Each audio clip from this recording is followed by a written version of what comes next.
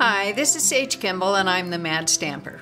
In this quick video I'm going to show you how to make the notched banners like the ones in this card. They really dress up a project, but it can be tricky to get them cut just right. So I'm going to show you a few tips. First of all, cutting thin strips with your Stampin' Trimmer or other paper cutter can prove challenging. With a Stampin' Trimmer, there's such a gap between these two ridges that you hold the cardstock against that it's really hard to make sure that your cardstock is straight when there isn't anything holding it on one side. So what I do is use a large piece of cardstock and trim a small strip off of the end of it. Then I have a good length to hold against the ridge here, and that'll give me a better cut. For thin strips, I like to use the measurements on this side of the cutting groove.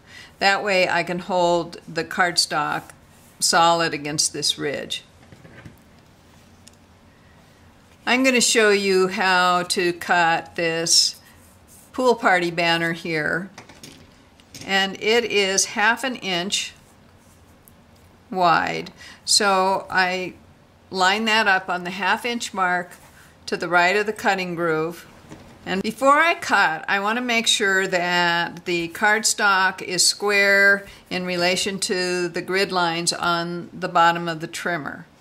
And then I put pressure not only up towards this ridge, but also down against the platform, so that the cardstock isn't going to shift when I run the blade.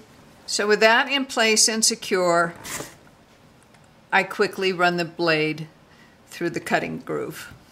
And that gives me this little 1/2 inch strip. So you don't want to just start cutting the notches, because you'll end up with things that are uneven and don't look very good. So I always measure. The depth of the notch is the distance between the points and what I call the crotch, which is where the two cuts come together. On this 1/2 inch strip, I'm going to make the depth 3/8 of an inch. So I make a mark at 3/8 of an inch, and then I make another mark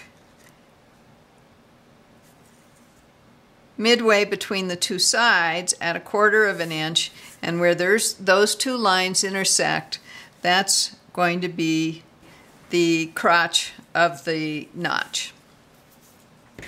Then I'll take and draw a line from that mark to each corner.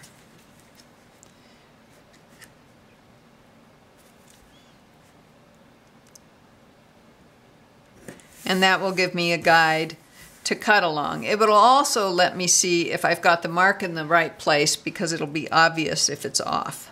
Next, I take my paper snips and cut along those lines I just drew. And you may find, as I have, that after some practice, you don't need to draw those lines anymore. That just having that center mark will be enough. And there you have a 1/2 inch notched banner. You can vary the shape of the notch by changing the distance from the point to the crotch where the two lines meet. With this wide banner, I used a depth of 3/4 of an inch.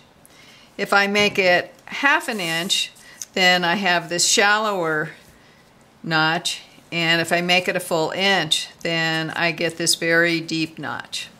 So it's really that simple. You'll love getting the cuts right the first time, and you'll have fun making those sweet embellishments for your cards and scrapbook pages.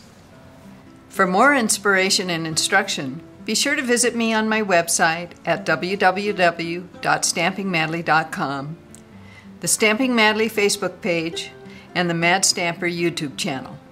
Happy stamping!